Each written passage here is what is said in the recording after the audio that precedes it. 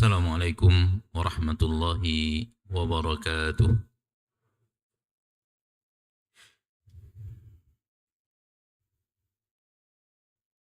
Ini belum dirubah.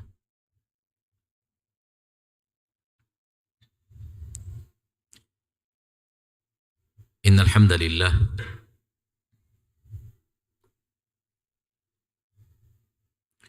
Innal hamdalillah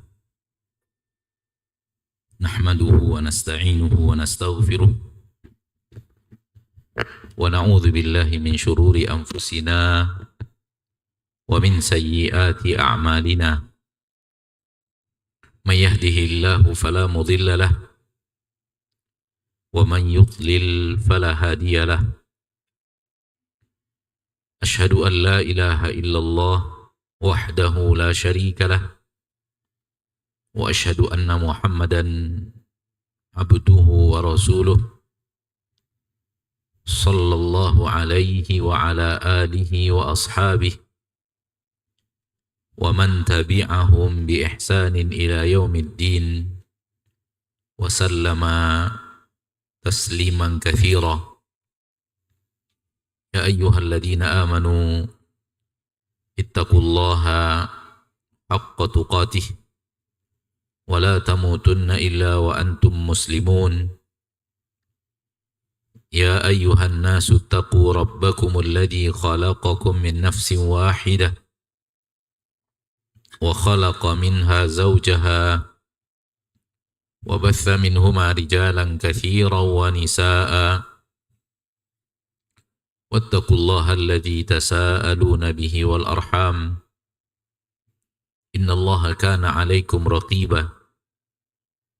Ya ayyuhalladzina amanu ittaqullaha wa qulu qawlan sadida yuslih lakum a'malakum wa yaghfir lakum dhunubakum wa man yuti'illaha wa rasulahu faqad faza fawzan 'azima. Amma ba'du fa inna asdaqal hadithi kitabullah wa khairal hadi hadi Muhammadin sallallahu alaihi wasallam wa syarral umuri muhdatsatuha fa inna kulla muhdatsatin bid'ah wa kulla bid'atin dhalalah wa kulla dhalalatin finnar. Ma'asyiral muslimin wal muslimat, al hadirin wal hadirat, al musyahidin wal musyahidat, para pemirsa dimanapun sekarang Anda berada, rahimani wa rahimakumullah. Mari kita bersyukur kepada Allah tabaraka wa ta'ala, Rabb yang maha pengasih lagi maha penyayang, yang telah mengumpulkan kita di salah satu tempat terbaik di permukaan bumi. Rasulullah sallallahu alaihi wasallam bersabda, khairu biqa'il ardi masajiduha. Sebaik-baik belahan bumi adalah masjid-masjidnya. Alhamdulillah yang telah mengumpulkan kita di tempat yang dia adalah salah satu tempat terbaik di permukaan bumi, yaitu masjid. Agar kita duduk saling tawasi bil haqq wa tawasi bis sabr, agar kemudian kita termasuk orang-orang yang mendapatkan pengecualian dari kerugian yang ada pada surat Al-Asr. Wal 'asr innal insana lafi khus. Yang tidak merugi hanyalah illal ladzina amanu wa 'amilus shalihat wa tawasaw bil haqq wa tawasaw bis sabr. Salawat dan salam kepada Nabi kita tercinta, Rasul kita yang mulia, suri tauladan semua manusia, Nabi tercinta Muhammad bin Abdullah sallallahu alaihi wasallam, yang telah membimbing kita ke jalan yang paling sempurna dalam seluruh syariat yang ada. Mengajarkan kita agama yang telah sempurna. Allah tidak mencabut nyawa nabinya kecuali menyempurnakan telah menyempurnakan syariat ini untuk kita umatnya. Sebagaimana ayat yang familiar dibacakan, disampaikan, al-yawma akmaltu lakum dinakum, hari ini aku telah sempurnakan untuk kalian agama kalian, di mana tidak ada yang halal dan yang haram, tidak ada yang baik dan yang buruk, tidak ada jalan yang diridhoi Allah dan jalan yang tidak diridhoi Allah, tidak ada hal yang boleh kita lakukan dan tak boleh kita lakukan, tak ada jalan menuju surga atau menuju neraka, melainkan semuanya telah ada keterangannya di dalam agama kita.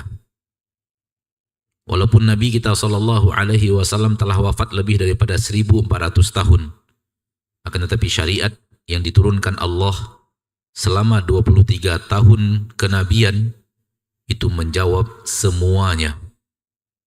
Sehingga pada zaman kita sekarang ini, walaupun ada perkara-perkara baru yang zaman dahulu tidak ada, namun ketika seseorang ingin mencari hukumnya di dalam Al-Quran dan hadis, mereka pasti bisa menemukannya. Walaupun perkara itu dahulu tidak ada di zaman Nabi. Akan tetapi Allah telah menyiapkan agama yang sempurna, yang tidak menyisakan halal dan haram, baik atau buruk, diridhoi atau dibenci, jalan ke surga atau jalan ke neraka, melainkan semuanya telah ada di dalam syariat Islam. Oleh karena itu disuruh kita bertanya kepada para ahli ilmu. Ketika kita tidak tahu hukum akan suatu perkara, fas'alu ahla dzikri in kuntum la ta'lamun. Tanyakan orang-orang yang mengerti syariat, mengerti agama, mengerti syariat yang diturunkan Allah, agama yang diturunkan Allah tabaraka wa ta'ala. Karena agama ini Allah sebut di dalam ayatnya dalam Al-Quran sebagai zikir. Inna nahnu nazzalna dzikra wa inna lahu lahafidhun. Sesungguhnya kami yang telah menurunkan dzikir. Dzikir makna di sini adalah syariat, agama. Kami yang telah menurunkan agama Islam itu, kami yang telah menurunkan syariat Islam itu, wa inna lahu lahafidhun, dan kami yang pasti akan menjaganya. Maka dzikir dalam ayat ini sama dengan zikir dalam ayat yang tadi, fas'alu ahla dzikri in kuntum la ta'lamun. Bertanyalah kepada ahli syariat, ahli agama, in kuntum la ta'lamun. Ikhwani fid din, akhwati fid din, rahimani wa rahimakumullah, pada kesempatan yang berbahagia ini kita dimintakan untuk berbicara seputar persaudaraan. Apa judul kita? Apa? Menjaga ukhuwah, menjaga persaudaraan.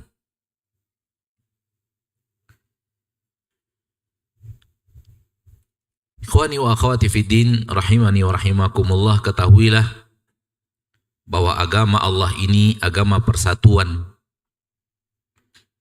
Agama yang mengumpulkan manusia pada satu syariat, satu hukum, satu tujuan, satu bahasa, satu orientasi kehidupan, satu Rabb yang diibadati, satu Nabi yang diikuti, satu kitab yang diturunkan, dan satu syariat yang telah disempurnakan. Sekiranya manusia mau kembali kepada yang satu itu, maka akan terjadi persatuan yang diinginkan Allah tabaraka wa ta'ala, Rabbul Izzati wal Jalalah.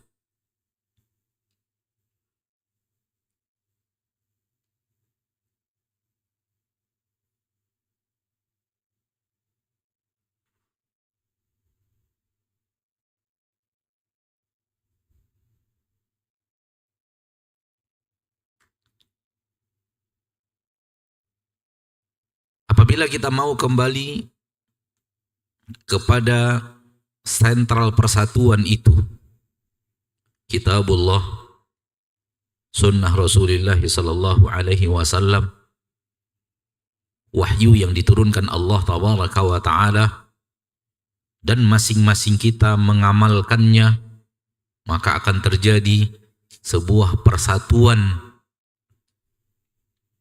karena satunya sumber, satunya referensi, satunya kiblat, satunya tempat mengambil ilmu dan amal. Dan tidak terjadi perpecahan di tengah umat Islam melainkan ketika telah keluar daripada bersatu dalam referensi, bersatu di dalam mengambil rujukan, bersatu di dalam kiblat untuk berbicara syariat.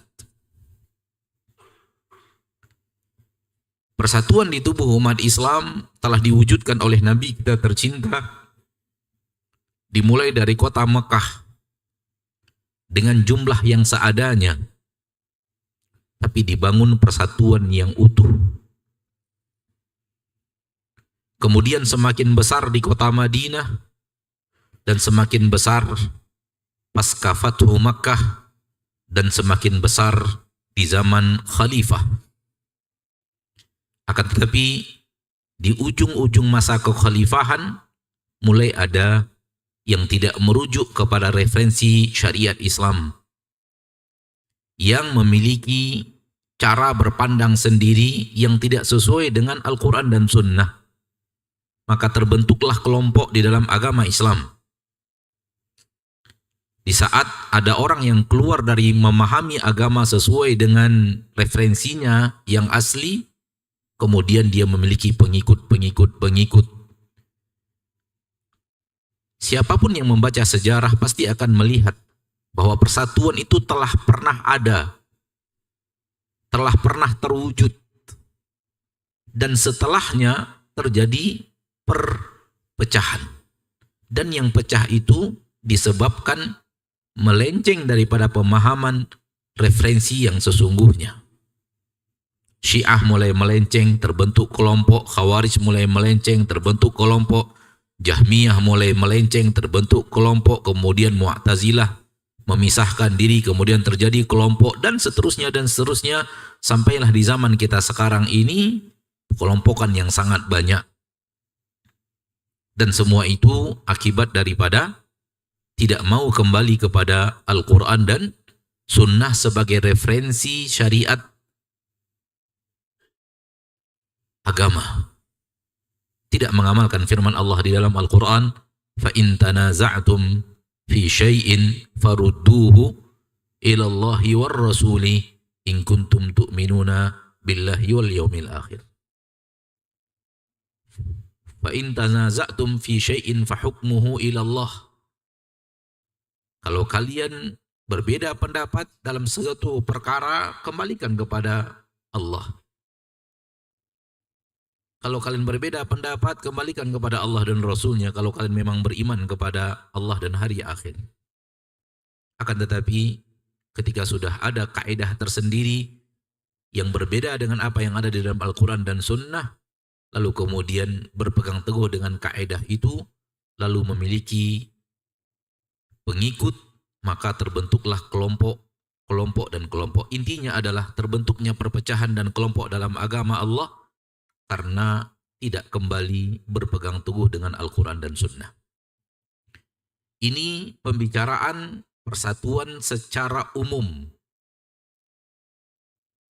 di mana persatuan yang dituntut adalah kembali kepada Al-Quran dan Sunnah. Tidak ada yang namanya persatuan kecuali menjadikan Al-Quran dan Sunnah satu-satunya atau dua referensi syariat. Hanya berkiblat kepada Al-Quran dan Sunnah. Tidak berkiblat kepada pemimpin tertentu, tidak berkiblat kepada pemahaman tertentu, tidak berkiblat kepada organisasi tertentu dan semacamnya. Menjadikan Al-Quran dan Sunnah referensi utama, satu-satunya referensi dalam syariat Islam. Namun bahasan kita bukanlah itu. Bahasan kita sekarang ini, ma'asyiral muslimin, menjaga ukhuwah, yang ingin kita bahas adalah sesama orang-orang yang sudah kembali kepada Al-Quran dan Sunnah. sesama orang-orang yang sudah kembali kepada Al-Quran dan Sunnah. Jadi yang ana inginkan dalam menjaga persatuan di sini bukanlah persatuan umat Islam secara keseluruhan, karena persatuan tadi sudah kita katakan kembalinya kepada Al-Quran dan Sunnah. Kalau mau kembali kita akan bersatu. Akan tetapi yang terjadi adalah pemahaman kesalahan dalam memahami kemudian berlanjut, kemudian memiliki pendukung, memiliki murid, memiliki pengikut-pengikut sehingga tercipta kelompok-kelompok. Dan bagaimanapun caranya mempersatukan umat tidak akan bisa kecuali dikembalikan kepada Al-Quran dan Sunnah. Namun yang ingin Anda bicarakan sekarang adalah persatuan sesama ahlu sunnah.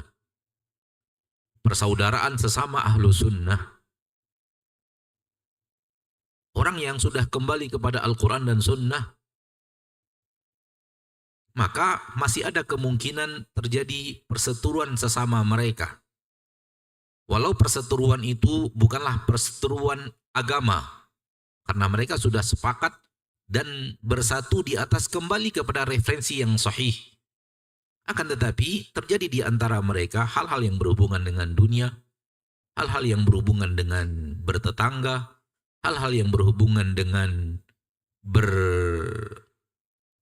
bermuamalah, dalam bermusyarakah di dalam dunia bisnis dan semacamnya, berteman dan bersahabat, bekerja sama dalam yayasan untuk sama-sama menegakkan Al-Quran dan Sunnah. Di dalamnya terjadi hal-hal yang mungkin saja menjadikan hal dunia tersebut merenggangkan hubungan antara satu dan yang lainnya. Walau semuanya di dalam agama sepakat mengembalikan semuanya kepada Al-Quran dan Sunnah. Yang salah bukanlah agamanya. Namun yang salah adalah adanya sesuatu urusan dunia yang dikedepankan daripada persaudaraan sesama muslim, sesama mukmin, sesama orang-orang yang kembali kepada Al-Quran dan Sunnah. Dan ini terjadi di mana-mana. Adanya perseteruan, adanya hati yang kurang nyaman antara satu dan yang lainnya, adanya yang satu seolah-olah menuding yang satunya, namun tidak menuding agamanya. Faham yang ana maksud? Mudah-mudahan dimengerti. Jadi bukan persatuan umat Islam dalam mana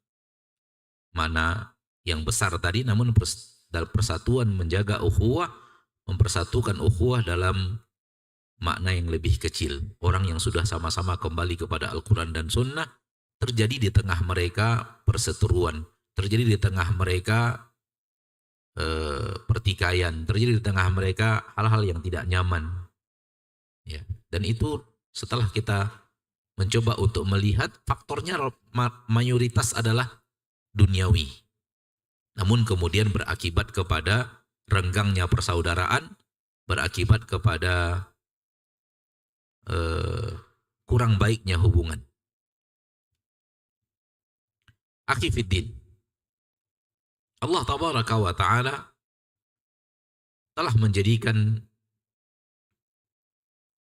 telah mencampakkan persatuan di tubuh umat Islam selain persatuan iman.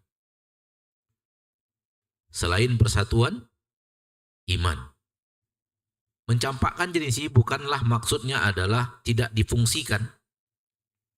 Akan tetapi tidak dijadikan referensi utama persatuan. Dahulunya orang-orang bersatu itu di atas suku. Kalau sesuku maka engkau akan saya bela, mau benar mau salah saya akan bela dirimu. Persatuan satu kampung, satu kabilah, dan satu kabilah itu pun akhirnya terkotak-kotak dengan suku-suku yang ada walaupun satu kampung. Persatuan di zaman dahulu biasanya persatuan tali darah. Saya sama-sama suku ini, saya sama-sama berasal dari daerah ini, saya orang yang memiliki marga ini dan semacamnya, maka persatuannya di atas hal tersebut, di atas silsilah keturunan. Dan itu yang dihapus oleh Islam dan menjadikannya persatuan seiman, persatuan seakidah, persatuan semanhaj. Rasulullah SAW bersabda di dalam hadis yang diriwayatkan oleh Imam Tirmidzi dari Abu Hurairah radhiyallahu taala anhu, "Innallaha qad adhhaba ankum nakhwatal jahiliyah." Sesungguhnya Allah tabaraka wa taala telah menghapus daripada kalian kebiasaan kaum jahiliyah, wa tafakhuraha bil aba, dan bermegah-megahannya mereka dengan keturunan orang tua. An-nasu min Adam, manusia semuanya tercipta dari Adam. Wa Adam min turab, dan Adam diciptakan Allah dari tanah. Sehingga semuanya sama. La fadla li arabiyyin ala a'jamiyyin illa bittaqwa. Tidak ada kemuliaan khusus untuk orang Arab dari selain Arab kecuali hanya dengan ketakwaan. Lihat di dalam hadis ini bahwa kebiasaan dahulu kala adalah keturunan, garis keturunan. Kalau kita kembalikan kepada zaman Rasul di kota Mekah, kalau sesama Quraisy maka akan saling membela sesama Quraisy ketika berhadapan dengan yang bukan Quraisy. Namun apabila sesama Quraisy, mereka pun terkotak-kotak lagi dengan suku-suku yang ada. Yang Bani Makhzum dengan Bani Makhzumnya, yang Bani Saham dengan Bani Sahamnya, yang Bani Bakar dengan Bani Bakarnya, dengan Bani Hashim dengan Bani Hashimnya, yang Bani Abdi Syams dengan Bani Abdi Syamsnya, terkotak-kotak lagi dalam suku-suku kecil. Ini yang dikatakan oleh Nabi SAW bahwa Allah Tabaraka wa Ta'ala telah menghapus ini daripada kalian. Jangan lagi terkotak-kotak dengan cara silsilah darah seperti ini. Karena semua manusia siapapun dia berasal dari Adam. Dan Nabi Adam tercipta dari tanah. Asal-usul kita semua sama. Semua kita Bani Adam, anak cucu Nabi Adam, sebagaimana firman Allah di awal surat An-Nisa, wa batha minhuma rijalan katsiran wa nisaa. Allah kemudian kembang biakkan dari Nabi Adam dan Hawa lelaki yang sangat banyak dan wanita yang sangat banyak. Semua kita garis keturunan Nabi Adam alaihi salam, dan Nabi Adam tercipta dari tanah. Maka semua asal usul kita sama. Yang akan membedakan seseorang di sisi Allah hanyalah ketakwaan. Oleh karena itu, di dalam surah Al-Hujurat Allah mengatakan, inna akramakum indallahi atqakum. Setelah Allah mencampakkan kebiasaan bersatu di atas tali darah, Allah berikan pengganti, yaitu persatuan di atas keimanan. Persatuan di atas iman. Itulah dia firman Allah di dalam surat yang sama Al-Hujurat, innamal mu'minuna ikhwah. Innamal mu'minuna ikhwah fa aslihu baina akhawaykum. Sesungguhnya orang-orang mukmin itu bersaudara. Yang dulunya saudara saya adalah yang satu suku dengan saya. Yang dulunya saudara saya adalah yang sama marganya dengan saya. Yang dulunya saudara saya adalah orang-orang yang punya garis keturunan antara saya dengan dia, garis keturunan yang sama, berganti menjadi iman. Kalau dia adalah orang beriman, dia adalah saudaramu. Apabila dia tidak beriman, bukan saudaramu. Jadi patokannya bukan lagi kebiasaan jahiliyah, yaitu darah, garis keturunan, suku, sukuisme, akan tetapi kembali kepada keimanan. Dan begini Nabi SAW memulainya di kota Mekah. Dan kota Mekah ketika itu benar-benar tidak mengenal kecuali persatuan di atas tali darah. Kalau dia sama suku dengan saya, harus saya bela apapun masalahnya. Kalau tidak berbeda suku dengan saya, maka tidak. Namun kemudian Nabi mendatangkan persaudaraan yang orang Quraisy tidak kenal. Bahkan dunia tidak pernah kenal. Persatuan di atas agama. Persatuan di atas iman. Kalau dia adalah orang yang beriman kepada Allah dan Rasulnya, maka dia adalah saudara saya. Dan ini tidak pernah ada di dalam kaum jahiliyah. Sehingga mereka heran melihat persatuan para sahabat di kota Mekah yang beda suku, beda derajat, beda sosial, status sosial bergabung menjadi satu kesatuan yang sama. Ini yang diinginkan Allah Tabaraka wa Ta'ala sebagai pengganti persatuan-persatuan dan mencampakkan yang lainnya. Mencampakkan yang lainnya dalam arti kata bahwa yang lainnya tidak boleh dijadikan persatuan utama. Tidak boleh. Apabila dia persatuan itu bukan persatuan utama, pada dasarnya tidak jadi masalah. Akan tetapi kalau dia dijadikan persatuan utama maka tidak boleh. Darah sekampung dan semacamnya dijadikan persatuan utama tidak boleh. Lihat di dalam sebuah hadis dari Imam Bukhari dan Muslim, riwayat Imam Bukhari dari Abdullah bin Umar, Rasulullah SAW bersabda, al-muslimu akhul muslim. Seorang muslim itu adalah saudara bagi saudara lainnya yang muslim. Jadi kita dikembalikan kepada satu kesatuan syariat. Oleh karena itu, kita katakan tadi di awal, sebenarnya kalau kita kembali kepada agama Allah dan masing-masing kita kembali kepada agama Allah, kita otomatis menjadi saudara. Kita otomatis akan bersatu. Kenapa? Karena kiblatnya adalah syariat Islam. Al-muslimu akhul muslim. Seorang muslim itu saudara bagi orang muslim lainnya. Akhi fiddin, coba sedikit kita merenung, ini persatuan sedarah. Katakanlah saya dan dia kakak beradik. Ini kan saudara kan? Saya dan dia kakak beradik. Itulah saudara. Itulah akhun dalam agama Islam. Dalam bahasa Arab, maaf. Itulah akhun dalam bahasa Arab. Saya dan dia kakak beradik, dari ayah yang sama, dari ibu yang sama, kandung sudah. Lihat, ini akhun. Di dalam agama, syariat, akhun ini jangan dilihat dari tali darah. Tapi lihatlah dari agama. Lihatlah dari syariat.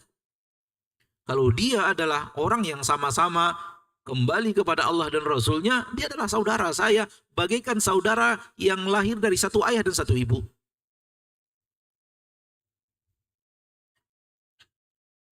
Ukhuwah ini, kalimat akhun dalam bahasa Arab, itu kalimat yang sangat erat.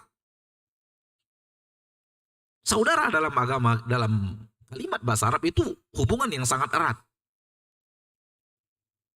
Agak berbeda dengan kebiasaan kita menyebut saudara saya muslim, saudara maksudnya ya sama-sama Islam saja. Tidak begitu sebenarnya.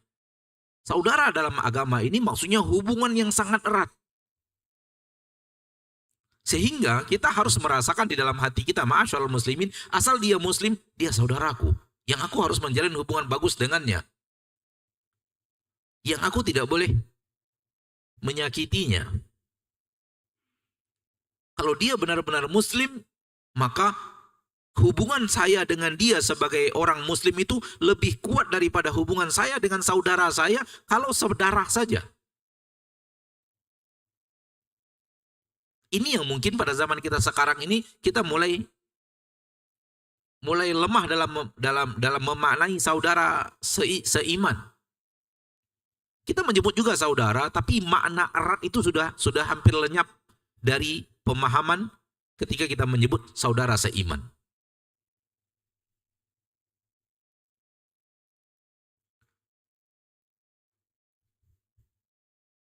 Ketika kaum muslimin sudah hijrah dari Mekah menuju Madinah, Salah satu yang hijrah ke Madinah itu adalah saudaranya Abu Jahal.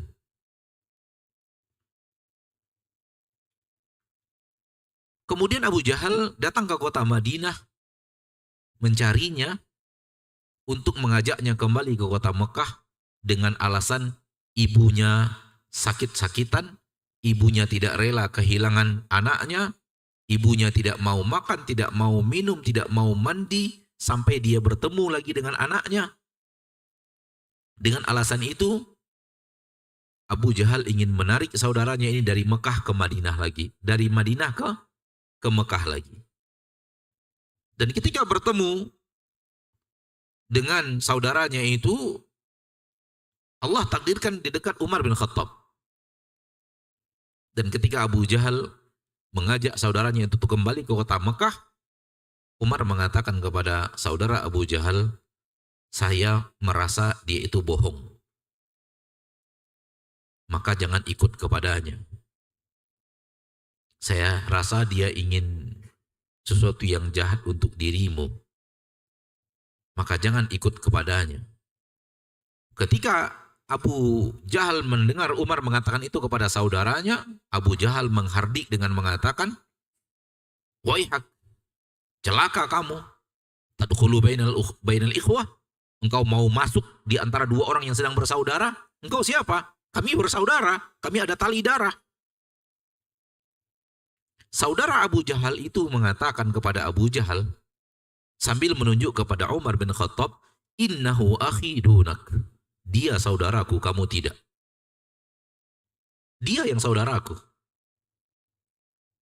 Umar, dialah yang saudaraku. Sementara kamu tidak. Lihat. Yang Ina inginkan adalah makna persaudaraan seiman itu sebenarnya makna yang sangat hebat, makna yang sangat erat, makna yang sangat dekat, makna yang melazimkan kita saling perhatian, saling memberikan kebaikan, saling menjaga, saling. Ini makna ukhuwah dalam agama Islam. Jadi tidak hanya sekedar sama agama, ya sudah sama agama. Kalau hadir makna itu, maka kita memiliki saudara yang sangat banyak, bagaikan saudara seayah dan seibu, bahkan lebih kuat daripada itu. Karena Allah melemahkan persatuan di atas saudara seayah dan seibu dan menjadikan persatuannya di atas iman. Ini makna innamal mu'minuna ikhwah. Kalau kita faham itu saja, kita akan faham ketika Allah mengatakan innamal mu'minuna ikhwah, ini sesuatu hubungan erat yang sudah Allah bangun, yang harus dijaga keeratannya. Yang harus dijaga kebaikan yang ada di tengah-tengahnya, yang harus dijaga jangan sampai terpecah belah. Hadirkan itu di dalam hati kita, saudaraku, saudariku, muslimin dan muslimat, rahimani wa rahimakumullah.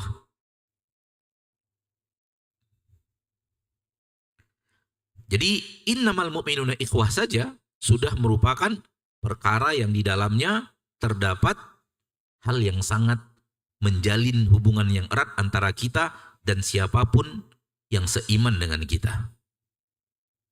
Ditambah lagi setelahnya di ayat yang sama Allah mengatakan fa aslihu baina akhawaikum. Maka perbaiki persaudaraan kalian. Perintah untuk memperbaiki persaudaraan. Sudahlah dikatakan itu erat, maka Allah juga menambahkan dengan perkataan, dengan firman-Nya, jangan dibikin keruh, diperbaiki persaudaraan itu. Dibangun persaudaraan itu dengan baik. Dilakukan islah, perbaikan terus di tengah persaudaraan itu. Kalimat ini semakin memperkuat innamal mu'minuna ikhwah.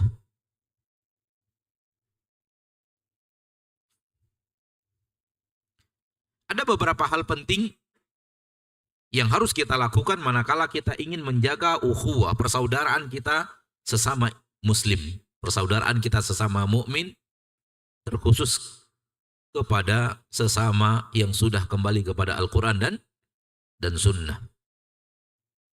Terkhusus. Walau berlaku kepada setiap muslim sebenarnya.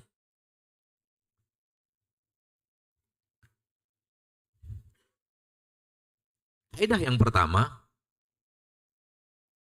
kalau ingin memperbaiki persaudaraan, menjaga persaudaraan,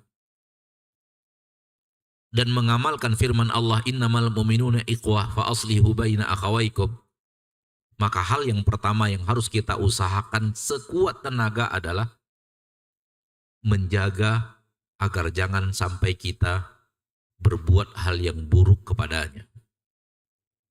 Menjaga agar jangan sampai kita berbuat hal yang buruk kepada saudara kita itu. Ini pondasi terkuat kalau ingin menjaga persaudaraan, ingin menjaga ukhuwah, maka hal yang terkuat yang harus kita perhatikan adalah jangan sampai kita berbuat buruk kepadanya.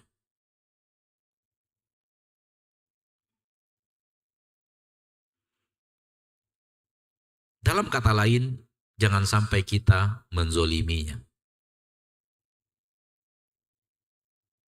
Dan zolim punya makna yang sangat luas dalam aneka ragam muamalah.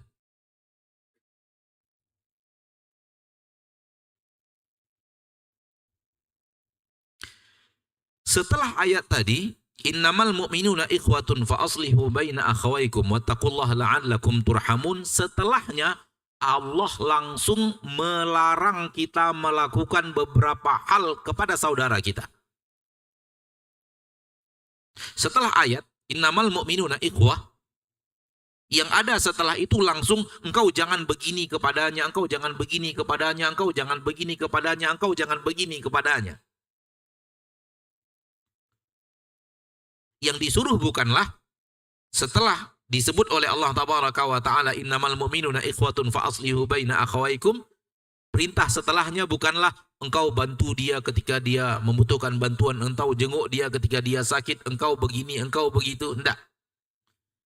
Namun yang ada ayat setelah itu larangan, jangan begini, jangan begini, jangan begini, jangan begini, jangan begini. Di sini menunjukkan bahwa menjaga persaudaraan yang paling utama adalah menjaga jangan sampai kita berbuat hal yang buruk untuk saudara kita itu. Masing-masing menjaga. Kalau masing-masing kita menjaga, maka akan terwujud persaudaraan yang indah, akan terwujud kebersamaan yang indah bersama saudara kita dari aneka ragam jenis suku, dari aneka ragam jenis daerah, bahkan dari aneka ragam jenis bangsa dan negara. Yang itu yang tidak pernah ada sebelumnya.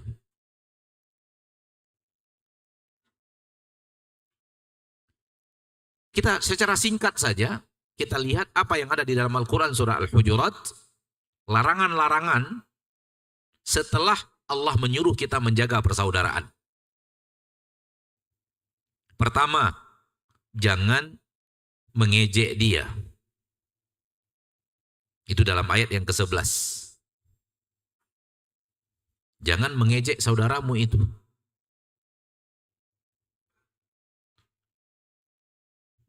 Dengan lisan. Dan jangan juga mengejeknya dengan tindakan, merendahkannya dengan tindakan.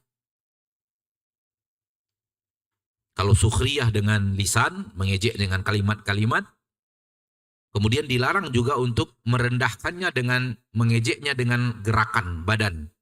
Kadang-kadang mengejek itu bisa tanpa berbicara. Zaman kita sekarang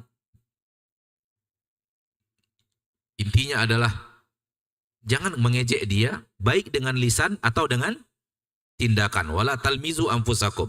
Al-lams adalah menghina seseorang, mengejek seseorang melalui tindakan, gerakan mata, mulut, jari jemari, dan semacamnya. Kadang-kadang kan kita Di Indonesia ini begini saja sudah bisa menjadi kalimat penghinaan kan? Iya kan? Ini apa artinya? Ya. Dia tidak ngomong apa-apa, cuman ketika dia gerakkan begini dia sudah penghinaan kepada saudaranya. Ini maksud daripada jangan menghina dengan gerakan. Kalau di Arab sana mereka tidak mengerti begini. Kita begini kan mereka heran apa itu? Karena nggak biasa, itu adalah bahasa tubuh di tengah mereka.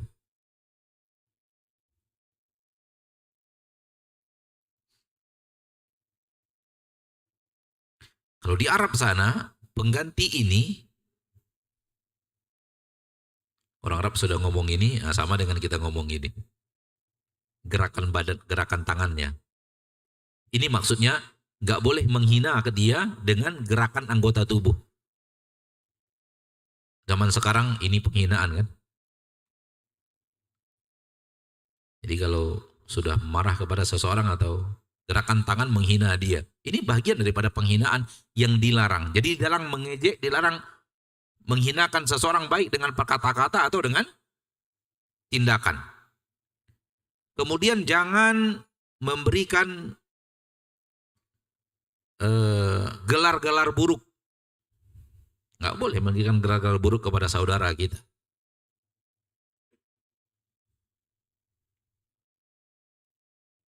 Ini berapa larangan tuh? Sudah berapa larangan tadi? 3 larangan di dalam ayat yang ke-11. Berikutnya di ayat yang ke-12 dari surah Al-Hujurat, jangan suudzon. Jangan suudzon kepada saudara kita muslim itu. Larangan untuk suudzon. Larangan berikutnya antum catat aja yang keberapa di situ, yang keempat berarti ya. Yang kelima, larangan tajassus. Mencari-cari, melihat-lihat, mengintai-ngintai kesalahannya. Mencari-cari kesalahannya, mengintai-ngintai kesalahannya, baik mengintainya melalui mata atau mengintainya melalui telinga. Karena pengintaian bisa melalui mata, lihat-lihat dia ngapain, dia kemana dia pergi, kemana dia masuk, kemana dia keluar negerinya, dia kemana, dengan siapa, itu nggak boleh. Untuk cari tahu kesalahan seseorang, atau mencari berita dengan telinga, dengar kata si fulan bagaimana tentang buruknya si fulan, mencari-cari tahu apa yang sedang dibicarakan orang tentang buruknya si fulan, itu nggak boleh. Kemudian larangan berikutnya, larangan ghibah. Wala yaktab ba'dukum ba'dha. Jangan kalian menggibahi. Larangan untuk membicarakan dia sesuatu yang tidak dia sukai di belakang dia. Larangan ghibah. Wala yaktab ba'dukum ba'dha. Jangan kalian saling menggibahi satu kalian dengan yang lainnya. Jadi, saudara-saudariku kaum muslimin dan muslimat, setelah Allah menyuruh kita memperbaiki persaudaraan, menjaga persaudaraan, perintah Allah setelahnya langsung larangan-larangan. Langsung apa? Larangan-larangan. Ini menunjukkan bahwa kalau ingin menjaga persatuan, menjaga persaudaraan, menjaga hubungan persaudaraan sesama mukmin, baik tetangga kita, baik kawan ngaji kita, baik relasi kita sesama muslim, maka yang pertama yang harus kita perkokoh dalam diri kita adalah jangan sampai saya berbuat buruk kepadanya. Jangan sampai saya apa? Berbuat buruk kepadanya.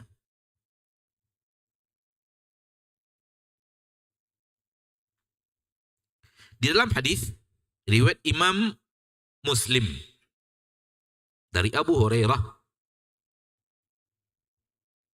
radhiyallahu ta'ala anhu,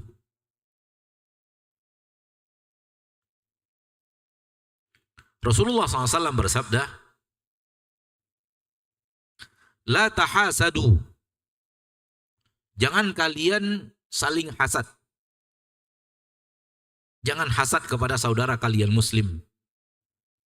Wala tanajashu. Jangan saling tanajus dalam jual beli.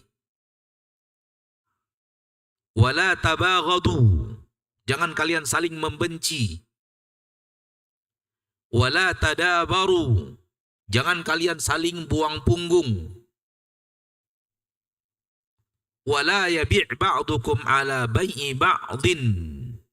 Dan jangan kalian membuat transaksi di atas transaksi saudara kalian. Wa kunu ibadallahi ikhwana. Dan jadilah kalian hamba-hamba Allah saling bersaudara. Al-muslimu akhul muslim. Seorang muslim itu saudara bagi muslim lainnya. La yadhlimuh. Tidak boleh dia menzoliminya. Wala yakhdhuluh. Tidak boleh dia merendahkannya dengan tindakan. Wala yahqiruh. Tidak boleh dia mencacinya dengan kata-kata. At-taqwa hahuna. Ketakwaan ada di sini. Wa yushiru ila sadrihi thalatha marat. At-taqwa hahuna. Takwa ada di sini. Takwa ada di sini. Bihasbi mri'in minasyarri an yahqira akhahul muslim. Hal yang sangat buruk yang dilakukan, cukuplah sebuah keburukan yang dilakukan apabila Anda menghina saudaramu muslim. Kullul muslimu alal muslim. Seluruh muslim atas muslim lainnya. Haramun damuhu wa maluhu wa irduhu. Haram darahnya, haram hartanya, haram kehormatannya. Darahnya tak boleh ditumpahkan, hartanya tak boleh diambil, dan kehormatannya tak boleh diribahi. Lihat saudaraku muslim, muslimat, hadirin wal hadirat, di dalam hadis ini Rasul sedang menyuruh kita menjaga persaudaraan. Persaudaraan sesama muslim. Al-muslimu akhul muslim. Wa kunu ibadallahi ikhwana. Jadilah kalian hamba-hamba Allah yang bersaudara. Al-muslimu akhul muslim. Orang muslim itu dengan muslim lainnya bersaudara. Namun, lihat apa yang ada di dalam hadis ini. Jangan begini, jangan begini, jangan begini, jangan begini, jangan begini, jangan begini. Nampak jelas bahwa kekokohan menjaga ukhuwah itu adalah kuatnya kita menjaga jangan sampai kita melakukan hal yang buruk kepada saudara kita muslim. Kalau jual beli jangan dicurangi. Kalau bersyarikat jangan dizolimi, jangan ditipu. Kalau bertetangga jangan tajasus. Kalau bercerita tentang orang lain jangan ghibah. Kalau bertransaksi, jangan yang merugikan dia. Kita tahu itu akan merugikan dia, lalu kita lakukan demi kita mendapatkan keuntungan. Jangan hina dia dengan lidah kita.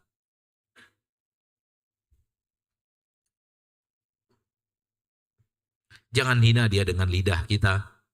Jangan hina dia dengan gerakan tubuh kita. Jangan hasati dia. Jangan tanajus dalam jual beli. Tanajus dalam jual beli adalah sengaja menaikkan harga agar orang ini menaikkan harga juga padahal dia tidak mau beli. Mengecoh dalam jual beli supaya yang lain menaikkan harga padahal menaikkan harga ini hanya pancingan saja supaya yang lain naik harga juga. Ini serius beli, yang ini hanya pura-pura menaikkan harga padahal maksudnya bukan untuk membeli. Sudah ada kesepakatan kamu nanti naikkan harga seolah-olah kamu beli sehingga barang saya harganya bisa lebih naik lagi. Seperti itu. Itu tanajus. Be'un najas yang tidak boleh dalam agama kita. Intinya adalah penzoliman dalam jual beli kepada seorang muslim. Maka bisa kita lihat dalam ayat tadi, dalam hadis Nabi tadi jelas ketika Allah berbicara persaudaraan, Allah bicara larangan, larangan, larangan, larangan. Ketika Nabi berbicara persaudaraan sesama muslim, ukhuwah sesama muslim, larangan, larangan, larangan, larangan, larangan.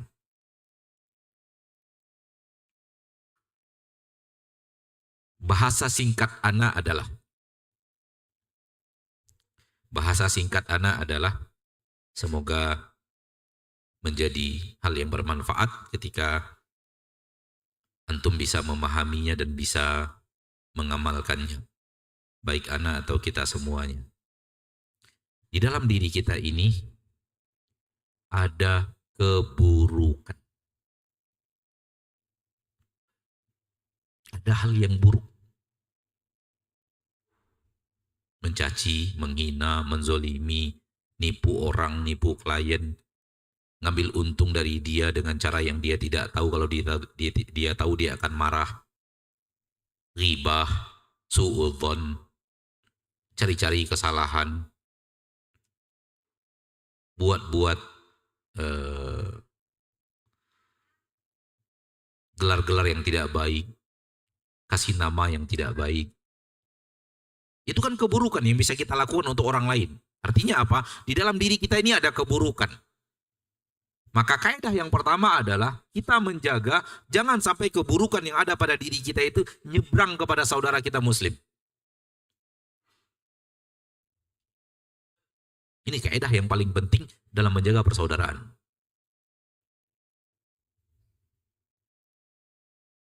Lihatlah perseteruan, lihatlah pertengkaran, lihatlah perkelahian terjadi karena apa? Karena yang tadi. Seorang tidak menjaga dirinya dari menyeberangkan yang buruk dari dirinya ke orang lain. Jangan sampai yang buruk dari kita nyebrang kepada saudara kita.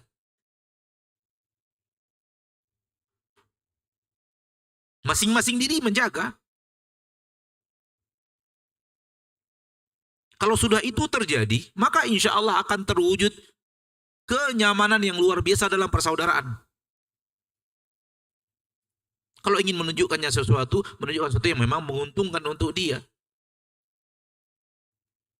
Bukan belum jelas keuntungannya, ada kemungkinan rugi yang kita diuntungkan lebih awal.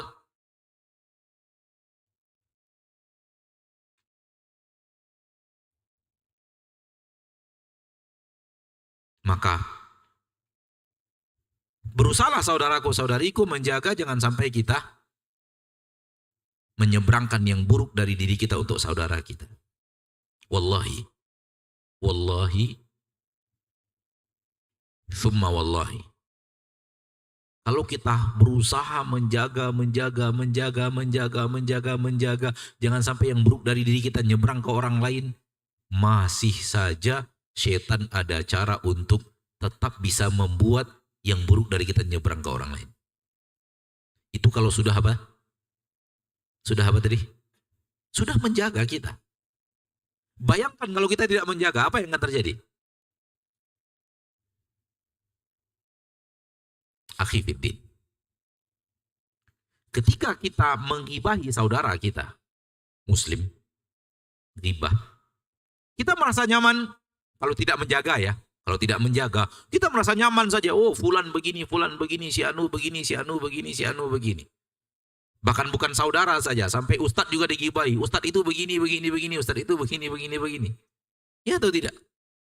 Merasa nyaman aja. Kenapa? Karena dia merasa saudaranya itu nggak ada.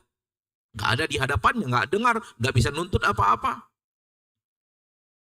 Ini tipu daya syaitan yang sangat besar ketika kita memperkirakan segala sesuatu orang itu hadir atau tidak hadir. Kalau dia hadir kita nggak berani berbicara buruk tentangnya. Kalau dia tidak hadir kita bebas membicarakannya. Itu dilarang oleh Allah. Dan di akhirat Allah punya cara untuk memberitahu kepada saudara-saudara kita itu, kita telah membicarakannya dengan cara yang buruk. Dan berapa kali kita membicarakannya. Dan dia akan nuntut kepada kita aneka ragam ghibah yang telah kita lakukan terhadap dirinya. Maka obatnya adalah, kalau berusaha ingin menjaga, kalau ingin membicarakan seseorang, bayangkan dia ada di hadapan kita ketika kita membicarakannya. Maka pasti kita akan menjaga lidah kita. Kalau seandainya dia ada di samping kita, nggak mungkin kita berani membicarakan sesuatu tentangnya kalau dia hadir di samping kita. Dengan demikian insya Allah akan ada obat untuk menahan lidah dari ghibah. Kita merasakan, membayangkan kalau saudara kita itu hadir di samping kita dalam majlis di mana dia sedang dighibahi. Dia tidak akan ridho, dia akan marah. Hal yang sama Allah marah kalau kita bicara saudara kita dengan cara yang buruk di belakangnya yang dia tidak suka. Maka menjaga persaudaraan yang pertama adalah ini yang paling pondasi yang paling penting. Menjaga jangan sampai kita berbuat buruk kepada saudara kita Muslim. Masing-masing menahan diri, jangan sampai yang buruk dari dia nyebrang ke saudaranya. Dan sudah Anda katakan tadi, demi Allah, kalau kita berusaha menjaga, masih ada aja setan punya kesempatan, punya cara untuk membuat kita lalai sesaat. Dan terjadi juga hal yang buruk dari diri kita untuk saudara kita. Itu sudah menjaga loh. Bagaimana kalau tidak ada aksi menjaga? Karena sifat kita sebagai manusia tidak pernah lepas daripada kekurangan, kesalahan, kekeliruan, ketergelinciran. Namun jangan jadikan dia bebas begitu saja tanpa ada aksi menjaga. Kaidah yang kedua, baru setelahnya adalah lakukan kebaikan untuknya. Kaidah yang kedua adalah dalam menjaga ukhuwah adalah lakukan apa? Lakukan untuknya kebaikan. Ini lawan daripada kaidah pertama. Kalau kaidah yang pertama, jangan seberangkan yang buruk dari diri kita untuk dia. Kaidah yang kedua ini lawannya. Yang baik yang ada di dalam diri kita itu salurkan kepada saudara kita. Apa yang baik dalam diri kita? Lisan kita memujinya, puji dia walau tidak ada dia di depan kita. Sakit, kunjungi. Keluarganya wafat, datang, hibur. Dia punya hutang, dia ingin meminjam, kita sanggup untuk meminjamkan, pinjamkan. Buat kesepakatan kapan akan dikembalikan. Kalau bisa tertulis, ditandatangani. Karena begitu agama kita memerintahkan, kecuali kita rela dia mau mengembalikan kapan saja, maka boleh kita tidak buat waktu kapan pengembalian. Tapi kalau ingin kita dana itu dikembalikan, maka buat kesepakatan kapan itu dana itu dikembalikan dan tanda tangan. Atau dikembalikan secara bertahap, bagaimana cara pengembalian secara bertahap. Pinjaman apabila kita berikan kepada saudara kita tanpa ada kesepakatan itu artinya kita rela dikembalikan kapan saja. Maka ini sering terjadi pertengkaran antara satu dan yang lainnya dalam pinjaman, namun mereka tidak membuat kesepakatan kapan pinjaman itu dikembalikan. Dan ini keteledoran yang meminjamkan uang. Ini keteledoran apa? Yang meminjamkan uang. Maka ketika Anda meminjamkan uang kepada saudara Anda telah menyeberangkan kebaikan. Tapi kalau Anda ingin dikembalikan pada waktu tertentu, Anda tidak rela kalau lebih daripada waktu itu, maka tanya, dan jangan sukar menanyakan kepadanya, kapan dikembalikan uang ini? Kalau bertahap, bagaimana bertahapnya? Berapa per bulannya? Dan catat, tanda tangan. Sebagai bukti bahwa ini telah terjadi. Namun kalau kita pinjamkan begitu saja tidak ada hal tersebut, berarti siap-siap kita telah rela dikembalikan kapanpun dia ada kesempatan untuk mengembalikan, karena kita sendiri sebagai pemilik hak tidak menentukan kapan dana itu dikembalikan. Jadi meminjamkan orang berhutang juga bagian daripada kebaikan. Kalau ada saudara kita itu yang terkena musibah, kita bantu dengan dana, dengan datang, moral kita. Ini dia yang ada dalam hadis Nabi SAW, hakul muslimi alal muslimi, hak seorang muslim dari muslim lainnya adalah 6. Kebaikan yang kita seberangkan kepadanya. Kalau dia minta nasihat, kita nasihati. Kalau dia meninggal, kita antarkan ke pemakaman. Kalau dia bersin lalu mengucapkan alhamdulillah, tugas kita adalah mengucapkan yarhamukallah. Ini adalah kaidah yang kedua, membangun persaudaraan dengan memberikan kebaikan kita kepada orang tersebut, saudara kita tersebut. Dan dalam memberikan kebaikan ini sekuat kemampuan kita. Kita memberikan kebaikan dalam hal-hal seperti ini tidak wajib. Apabila dia minjam uang, tak wajib kita pinjamkan. Akan tetapi untuk menjaga persaudaraan, kalau kita pinjamkan, pinjamkan. Tidak bisa semuanya sebahagian. Tidak bisa semuanya sebahagian.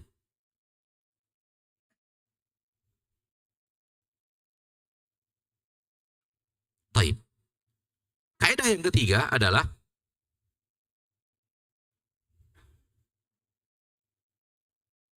setelah memberikan kepadanya kebaikan, jangan iringi dengan keburukan. Setelah memberikan kepadanya kebaikan, jangan iringi dengan keburukan. Karena mengiringi keburukan pasca kebaikan akan menghilangkan kebaikan itu.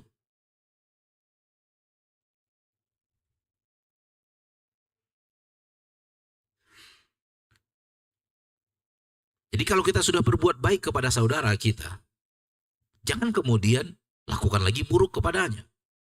Karena ketika dia menerima yang buruk dari kita, setelah yang baik dari kita, yang baik itu akan menghilangkan yang buruk itu, yang akan menghilangkan kebaikan yang telah kita berikan. Dan kerjaan syaitan, ma'asyiral muslimin, apabila seseorang berbuat buruk kepada orang lain setelah dia berbuat baik, kerjaan syaitan, kamu kan sudah baik kepadanya, nggak ada masalah itu. Sementara kepada dia, syaitan mengatakan percuma saja dia baik kepada kamu, setelah itu dia sakiti kamu lagi. Gitu.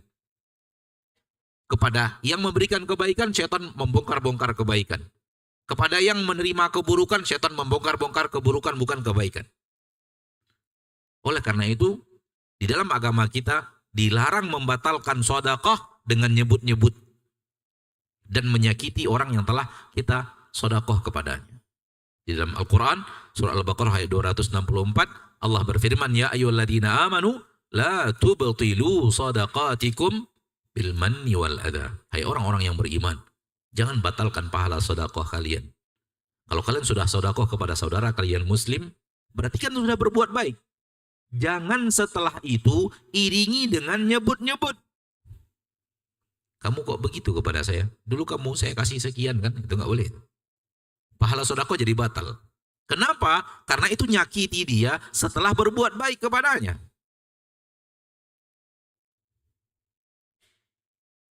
Atau lebih daripada itu. Kamu kurang ajar misalnya. Gak pandai balas budi. Dulu saya bantu. Dulu ketika kamu miskin kamu rengek-rengek kepada saya misalnya. Itu adalah keburukan pasca kebaikan dan akan menghapus pahala sedekah itu. Dan akan merusak persaudaraan. Oleh karena itu ketika berbuat baik kepada muslim manapun, niatkan lillah. Bukan niatkan orang itu ingin membalasnya dengan sesuatu kepada kita. Walau hanya membalasnya dengan memuliakan diri kita. Orang itu segan kepada kita misalnya. Enggak, jangan harapkan apapun balasan daripada apa yang telah kita berikan kepada seorang muslim. Baik saudara, keluarga jauh, sahabat, tetangga, dan yang lainnya. Di dalam Al-Quran, surah Ali Imran ayat 134, Allah berfirman, Alladzina yunfiquna fis sarra'i wad-dharra'i wal kadhimina al-ghaidha wal 'afina 'anil nas wallahu yuhibbul muhsinin.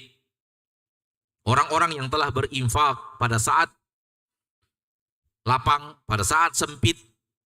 Ini sifat penduduk surga yang Allah sebut di dalam ayat ini, orang-orang yang rajin berinfak baik di kala lapang atau di kala sempit dan menahan amarah dan memaafkan manusia. Orang yang rajin berinfak dalam ayat ini disuruh Allah untuk jangan marah dan suka memaafkan. Antum kalau lihat dengan baik ayat ini adalah setelah Anda berbuat baik kepada dia dengan memberikan kepadanya infak Anda, dengan menolongnya dengan materi Anda, jangan kemudian marahi dia. Kalau ataupun kemudian dia berbuat salah, maafkan. Berkumpullah berbuat baik dengan memberikan infak, memberikan materi dan bantuan kepada orang tersebut, dan tidak berkata-kata buruk di saat orang itu berbuat salah, dan memaafkan. Dan ini tidak ringan. Dan ini tidak ringan. Kalau orang itu sering Anda berbuat baik kepadanya, berbuat baik kepadanya, berbuat baik kepadanya. Kalau dia salah, gampang sekali syaitan menyulut kita untuk marah kepadanya.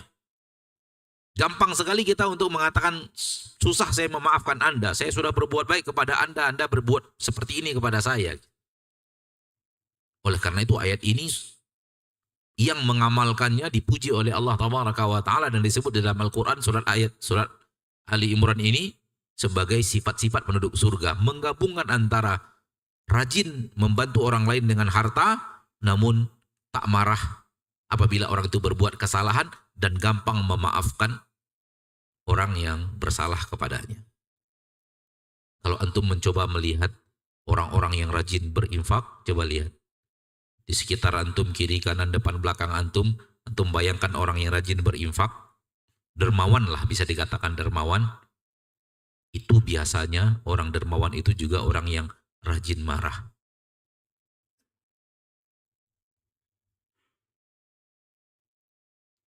Setelah rajin marah, biasanya juga susah memaafkan.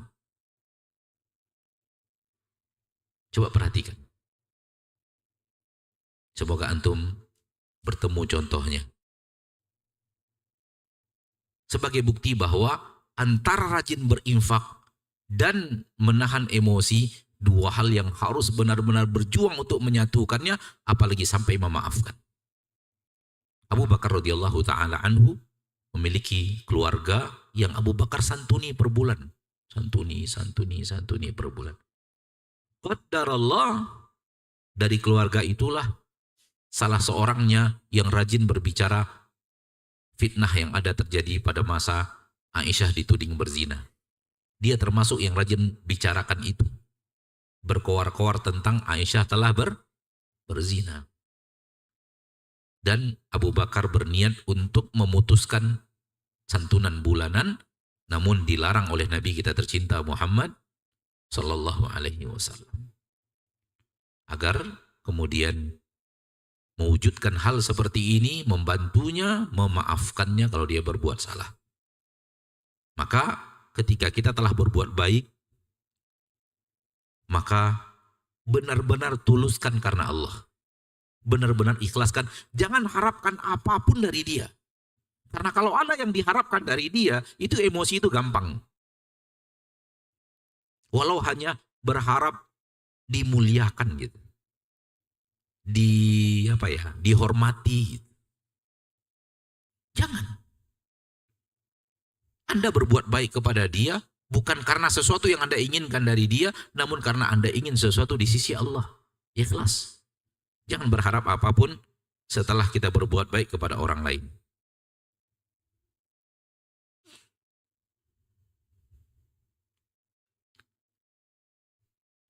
Poin berikutnya,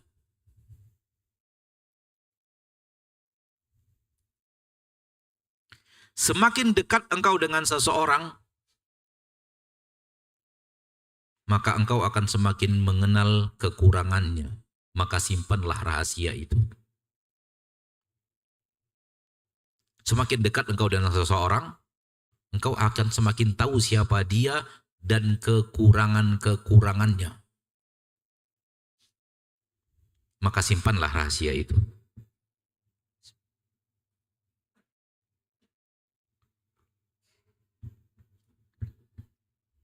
Akhi fiddin. Kalau seseorang tahu kita dekat kepadanya, kemudian setelah kita tahu kekurangannya, kita akan sebarkan kepada orang lain. Mau nggak orang tersebut kita dekat dengan dia? Atau kitalah, antum, ada orang yang dekat sama antum. Antum terima dekat dengannya. Ternyata antum tahu dia mendekat kepada antum. Kalau tahu kesalahan antum disebarkan ke orang lain. Kira-kira antum menerima enggak? Dia mau mendekat dan ingin bersahabat dekat dengan antum. Hal yang sama orang lain juga tidak mau. Semakin dekat hubungan seseorang, bertetangga, bersafar bersama, bertransaksi bersama, itu hubungan akan semakin dekat. Dan ketika semakin dekat, maka akan semakin tahu kelemahan dan kekurangan masing-masing. Oleh karena itu, semakin dekat hubungan persaudaraan, semakin dekat Anda dengan saudara Anda harus semakin kuat menjaga rahasia dan kekurangan dirinya. Bukan semakin disampaikan ke orang lain. Ini dia persahabatan karena Allah.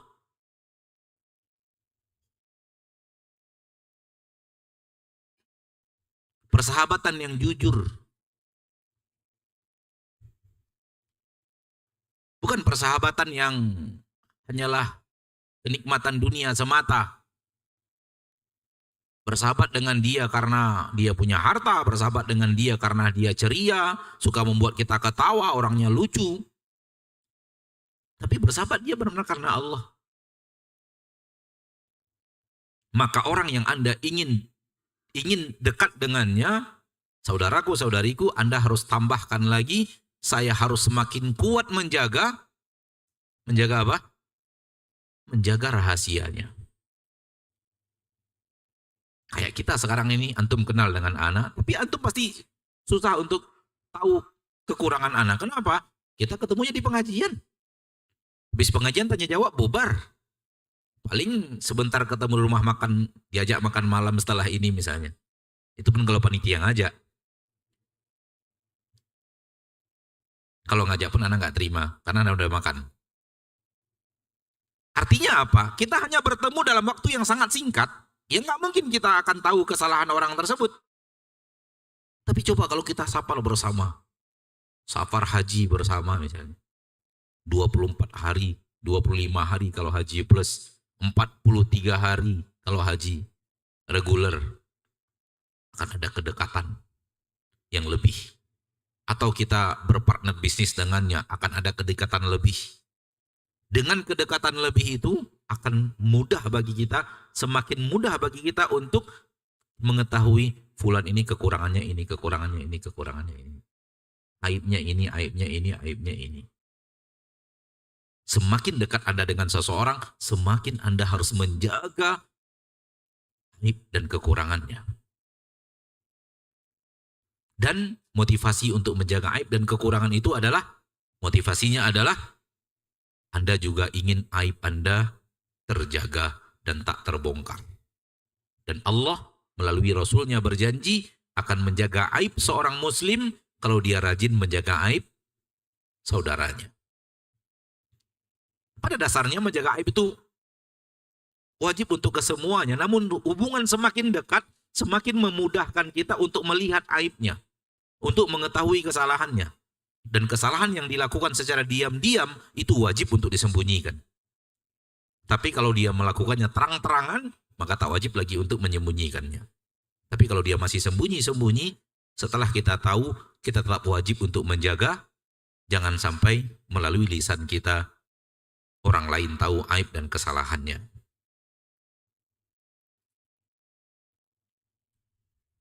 Akhi fiddin, di dalam sebuah hadis yang sahih, Rasulullah SAW mengatakan bahwa orang yang sudah kenal agama dengan baik dan benar, syaitan itu akan rakus, tamak untuk membuat mereka bertengkar.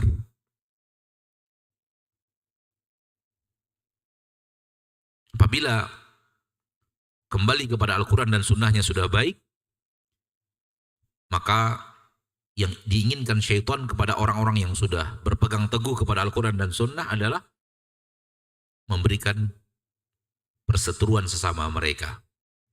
Maka di akhir nasihat malam ini adalah buat syaitan buat syaitan itu marah kepada Anda karena Anda berusaha untuk membatalkan rencananya. Berusaha untuk melawan usahanya untuk merusak hubungan sesama. Jadi ada usaha untuk membuat setan jengkel membuat musuh kita itu geram kepada kita karena kita melawan aksinya. Niatkan karena Allah.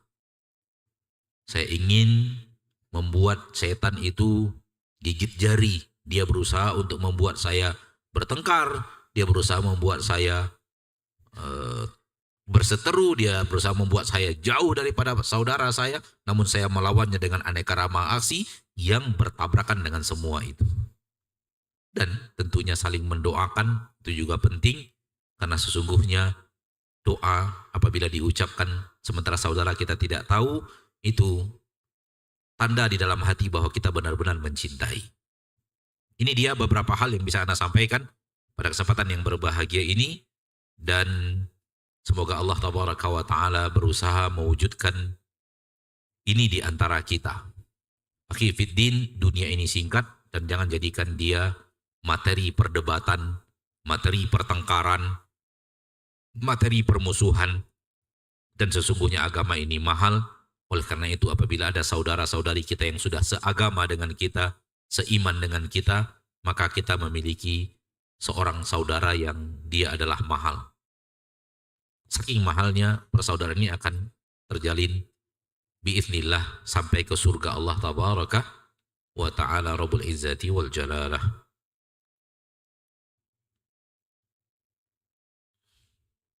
Baik, beberapa waktu ke depan kita gunakan untuk menjawab beberapa pertanyaan.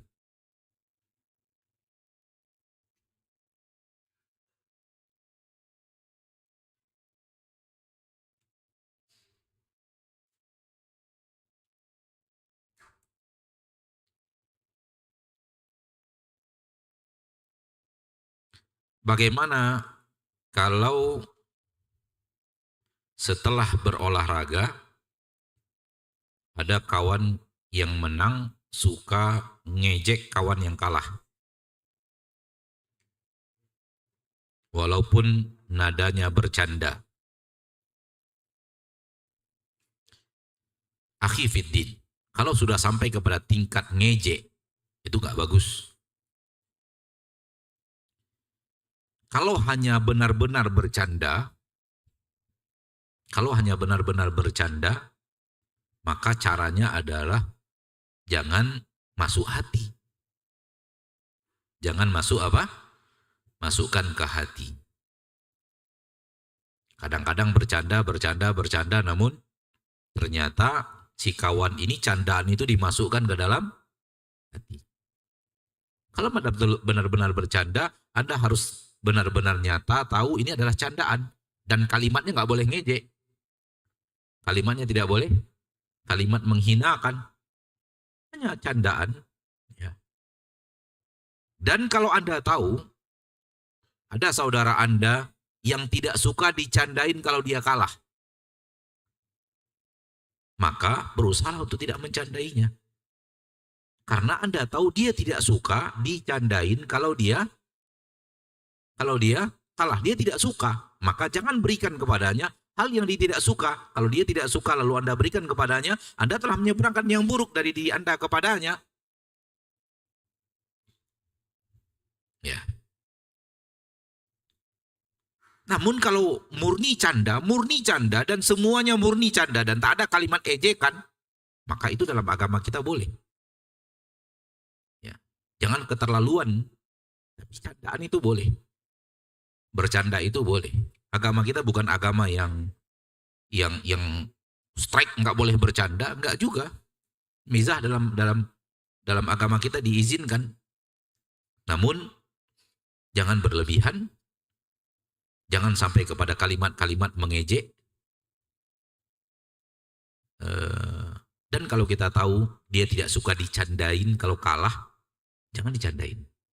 Dan kalau kita tahu orang itu santai saja dicandain kalau kalah, ya sudah, lanjutkan candaan kalau ingin mencandai juga gitu. Dan saya termasuk orang yang marah dicandai kalau kalah. Namun karena ustadz, kawan-kawan gak berani juga nyandain gitu.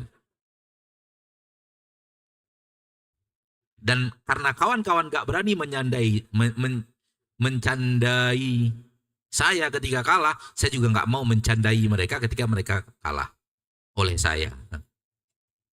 Itu. Dia sama-sama menjaga.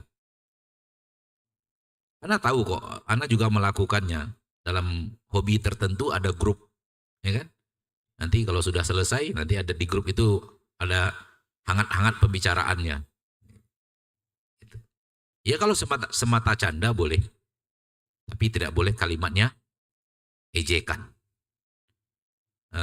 Dan kalau kita tahu saudara kita itu nggak suka dicandain kalau kalah, hendaknya jangan candai dia. Nah,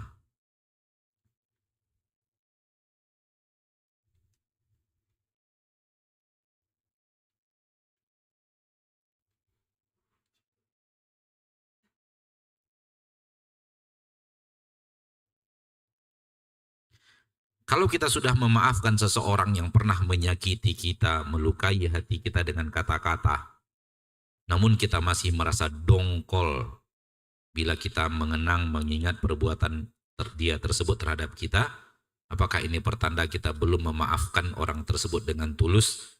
Bagaimana kita menata hati atau menyikapi diri bila bertemu dengan orang yang menyakiti kita tersebut?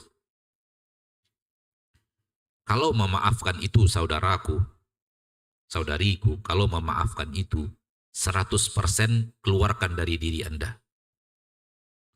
Betul-betul 100% habis. Jangan saya sudah maafkan, tapi hanya 85%. Masih ada sisa 15% di sini. 15% itulah yang membuat kita dongkol ketemu dia itu. Pahala memaafkan itu besar. Sangat besar. Dan dia lebih besar daripada pahala menuntut hak di akhirat. Sehingga maafkanlah dengan 100% untuk mencari pahala besar memaafkan. Lihatlah sifat memaafkan tadi yang kita bacakan dalam surah Ali Imran, salah satu ciri penduduk surga. Dan lihatlah Rasul kita bagaimana pemaafnya. Bukankah kita berusaha mengikuti dan mencontoh Nabi kita Muhammad SAW? Maka maafkanlah 100% untuk mencari pahala yang besar di sisi Allah. Bukan untuk enak aja dia berbuat salah pada saya, saya maafkan, enak aja dia. Bukan dia yang enak, Anda yang enak dapat pahala. Pahala besar dari Allah. 1. 2. Tidakkah Anda juga bersalah ke orang lain? Apa yang Anda inginkan dari orang yang Anda telah melukai perasaannya? Apa yang Anda inginkan dari dia? Anda ingin dimaafkan. Hal yang sama, orang lain yang telah melukai perasaan Anda, dia juga ingin Anda maafkan. Jangan Anda saja yang ingin dimaafkan, sementara Anda tidak ingin memaafkan orang lain. Dan semakin rajin kita memaafkan kesalahan saudara kita, semakin banyak juga Allah akan memaafkan dosa dan kesalahan kita. Karena di dalam ayat Al-Quran Allah mengatakan, فَلْيَعْفُوا وَلْيَصْفَحُوا أَلَا تُحِبُّونَ أَن يَغْفِرَ اللَّهُ لَكُمْ. Hendaklah mereka memaafkan sesama mereka dan tidak mengungkit-ngungkit, tidak berbuat hal yang buruk, tapi memaafkan. Ala tuhibbuna ayaghfirallahu lakum. Tidaklah kalian ingin Allah juga maafkan kalian? Kita berdosa kepada Allah, kita ingin dimaafkan oleh Allah. Salah satu cara banyak dapat maaf dari Allah adalah maafkan saudara kita. Maka dengan cara seperti ini, motivasi antara kita dengan Allah akan membuat kita insya Allah mudah untuk memaafkan kesalahan orang lain. Jangan egois. Kesalahan kita saja yang ingin dimaafkan oleh orang lain. Kesalahan kita saja yang ingin dimaafkan oleh Allah, sementara kita tidak mau memaafkan kesalahan orang lain. Semua manusia yang bermuamalah kepada kita, semua manusia yang benar-benar bermuamalah kepada kita, mustahil tidak berbuat hal yang keliru kepada kita, itu mustahil. Oleh karena itu ketika akan bermuamalah dengan orang lain, camkan dulu, pasti suatu saat dia melakukan sesuatu yang saya tidak suka. Itu pasti itu. Karena kita ini manusia, kita bukan malaikat. Dan sifat manusia bersalah. Maka jangan pernah membangun persaudaraan, jangan pernah membangun persahabatan dengan hati saya tak mau melihat kesalahan dia terhadap saya. Itu Anda ingin membangun persahabatan yang mustahil di permukaan bumi. maka siapkan mental bahwa dia juga akan pernah membuat kita nggak nyaman, membuat kita nggak suka, ada perbuatannya yang kita nggak nyaman. Itu pasti. Semakin dekat seseorang kepada kita, semakin terlihat ada hal yang dia lakukan yang kita tidak suka. Ada hal yang dia kerjakan yang kita nggak nyaman. Dan inilah dia persahabatan. Kalau dia Anda benar-benar tulus dan ikhlas dalam bersahabat dengannya, maka Anda gampang memaafkan. Anda gampang membiarkan masalah itu tanpa harus membicarakannya, tanpa harus mengomentarinya, tanpa harus bereaksi dengannya. Wallahu ta'ala alam. Baik, ma'asyarul muslimin dan muslimat, sampai di sini pertemuan kita pada kesempatan yang berbahagia ini. Insya Allah kita bertemu lagi pada kesempatan yang akan datang. Semoga Allah tabaraka wa ta'ala menjadikan kita orang-orang yang berusaha menjaga persaudaraan kita, terutama yang sudah sama-sama kenal di atas sunnah Nabi SAW, di atas pemahaman salafus saleh. Beda yayasan bukanlah beda persaudaraan. Yayasan jangan sampai menjadikan kita saling mencurigai. Beda aktivitas yayasan, hanya beda kegiatan duniawi saja, tidak harus menjadikannya sesuatu yang memicu pertengkaran, memicu hal yang tidak menyenangkan. Dan apabila terjadi sesuatu, jalannya adalah bertemu dan sering bermusyawarah dan sering ramah tamah dan saling memaafkan. Subhanakallahumma wa bihamdika asyhadu an la ilaha illa anta astaghfiruka wa atubu ilaik walhamdulillahi rabbil alamin. Assalamualaikum warahmatullahi wabarakatuh.